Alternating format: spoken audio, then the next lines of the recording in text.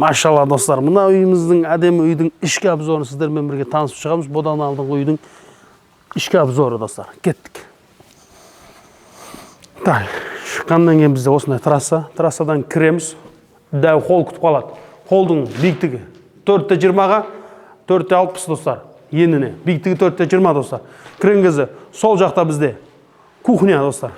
Кухнямыз 4-80-ге 4-60, биіктігі болының 4 метр. Холдың өзін әзден көтерілген.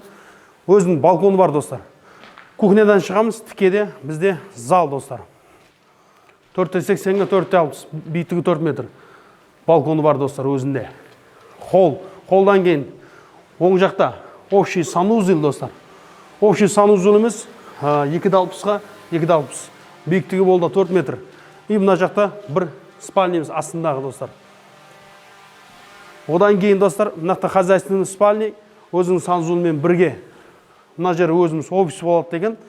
Бұл үйдің егесі мұғалім. Мына жерде офис, әрі көшеге бауға шығатын балкон бар.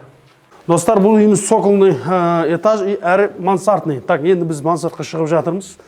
Мынау француз крышаға қызып жатқандар өте көп достар. Иншалла бізде осындай дизайндармен салып бере аламыз. Так, бізде шыққан кезде мына жерден бөлінеді. Орта екі жақтан прямой холл болады достар. Бір спальня түседі, мына жаққа бір спальня, ортада гардеробымен бірге болады достар. Мына жақта гардеробымыз болады достар. Алдында, артында холлдан шығатын балконымыз бар достар. Кімге осындай мансардный, французский крыша, осындай қызметтер керек болса, Султан стройды күзетіп отырыңыздар. Біз сіздерге осындай әдемі үйлер салып беретін боламыз.